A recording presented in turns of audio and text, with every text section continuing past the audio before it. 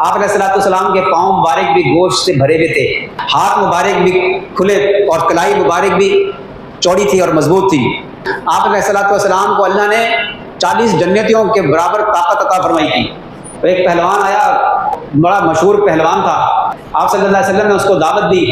اس نے کہا کہ یہ میں تو اکھاڑے کا پہلوان ہوں، میرے ساتھ آپ مقابلہ کریں، اگر مجھے پچھاڑ لیا تو میں مسلمان ہو جاؤں گا۔ تو آپ صلی اللہ علیہ وسلم نے فرمایا کہ اچھا چل تیار ہو جا۔ اس نے کہا جی ٹھیک ہے۔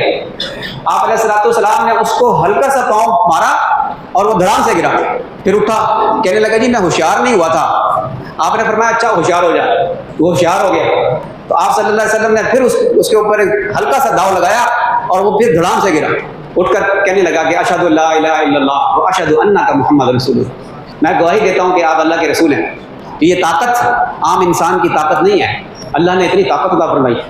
وہ مکہ مکرمہ میں وہ تھا امیہ بن خلف، بڑا سخت دشمن اسلام۔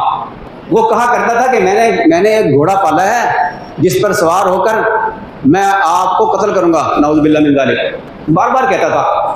تو ایک مرتبہ نبی کریم صلی اللہ علیہ وسلم نے فرمایا کہ تو کیا قتل کرے گا، میں ہی تجھے قتل کروں گا۔ جنگ احد میں وہ نبی کریم صلی اللہ علیہ وسلم کو تلاش کرتا ہوا پھرتا تھا، کہنے لگا کہ آج اگر وہ مجھ سے بچ گئے نا تو میری خیر نہیں۔ وہ بڑھا نبی کریم صلی اللہ علیہ وسلم کی طرف، تو صحابہ کرام نے چاہا کہ دور ہی سے اس کو نمٹا دیں تیر مار کے۔ فرمایا نہیں، اس کو آنے دو۔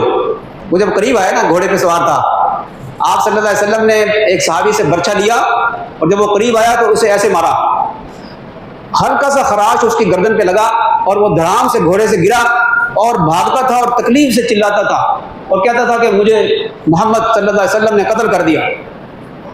ابو جہل نے اس کو بڑی شرم دلائی کہ تو ذرا سی خراش ہے اور تو اتنا چلاتا ہے۔ کہنے لگا بدبخت، تجھے پتہ بھی ہے یہ کس کی مار ہے؟ یہ محمد صلی اللہ علیہ وسلم کی مار ہے۔ انہوں نے مجھے مکہ مکرمہ میں کہا تھا کہ میں تجھے قتل کروں گا، اور آج اگر وہ مجھ پہ تھوک بھی دیتے تو میں اس سے قتل ہو جاتا، مارا جاتا۔